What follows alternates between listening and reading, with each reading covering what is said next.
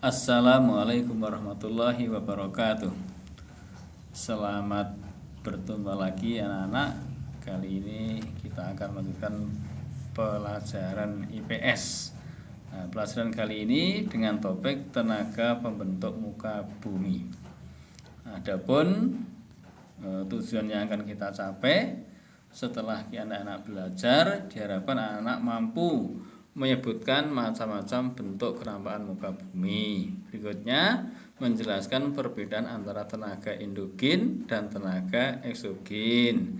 Yang ketiga menyebutkan macam-macam tenaga endogen. Yang keempat menyebutkan macam-macam tenaga eksogen.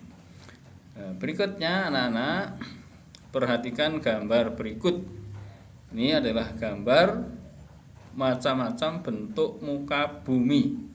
Anda perhatikan muka bumi itu tidak rata. Ada yang menjulang tinggi, ada yang rendah. Ada berupa gunung, berupa bukit, berupa sungai, berupa lembah, bahkan berupa laut. Ini adalah bentuk macam-macam bentuk muka bumi. Apa yang menyebabkan bisa berbentuk demikian? Perhatikan gambar berikut. Tenaga pembentuk muka bumi ada dua kelompok besar. Yang pertama adalah tenaga endogen. Yang kedua tenaga eksogen. Yang termasuk tenaga endogen ada tektonisme, kemudian vulkanisme, yang ketiga ada seisme. Kemudian termasuk tenaga eksogen ada sedimentasi, kemudian erosi dan pelapukan. Kita akan bicarakan masing-masing. Yang pertama adalah tenaga endogen.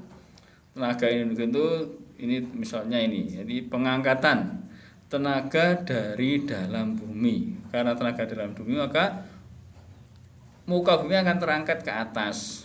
Kemudian ini adalah tektonisme. Kalau tadi bentuk muka bumi, kalau ini tektonisme itu pergeseran.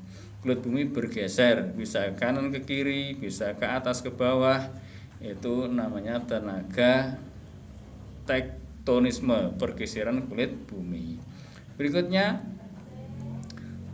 ini adalah bukti daripada pengangkatan. Ada pengangkatan yang luas, namanya epirogenesis, dan ada pengangkatan namanya ada epirogenesis itu ada positif, ada negatif.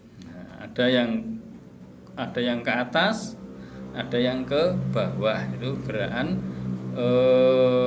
pembentukan kulit bumi. Berikutnya yaitu ada seisme. Seisme itu gempa bumi. Ini gempa bumi itu apa? Gerakan kulit bumi disebabkan dari dalam bumi. Kulit bumi bergetar karena tenaga dari dalam bumi. Getarannya tidak nampak, yang nampak adalah akibatnya. Akibat dari gempa bumi bisa menyebabkan tsunami di gelombang air laut yang besar. Ini kita lihat dan perhatikan seisma atau gempa bumi menyebabkan tsunami. Banyak menimbulkan kerugian. Itu ada tiga macam tenaga endogen, yaitu ada vulkanisme, itu pembentukan gunung api, tektonisme itu pergeseran kulit bumi, dan ada seisme atau gempa bumi. Berikutnya kita akan pelajari adalah tenaga eksogen, tenaga dari luar bumi yang menyebabkan perubahan bentuk muka bumi. Yang pertama ada pelapukan.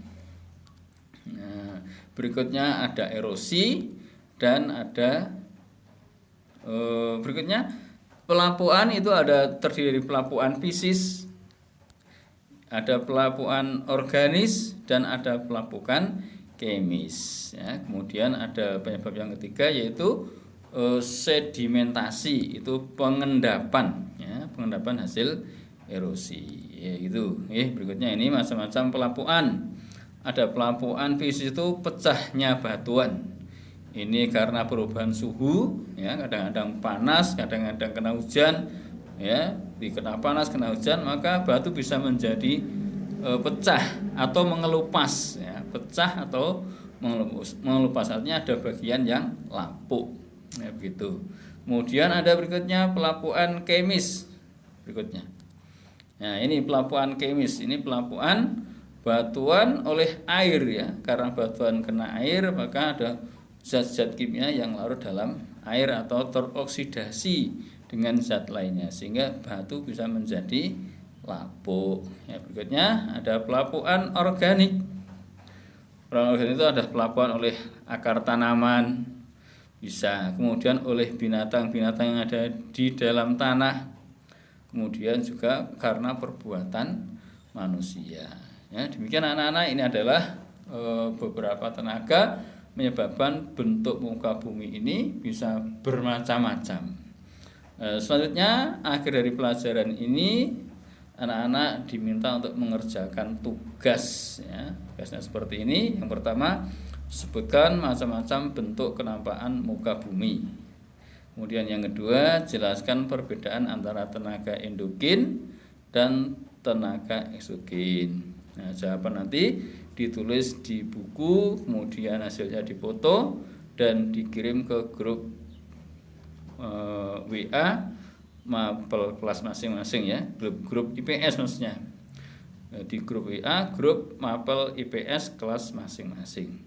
Sekian, selamat bekerja.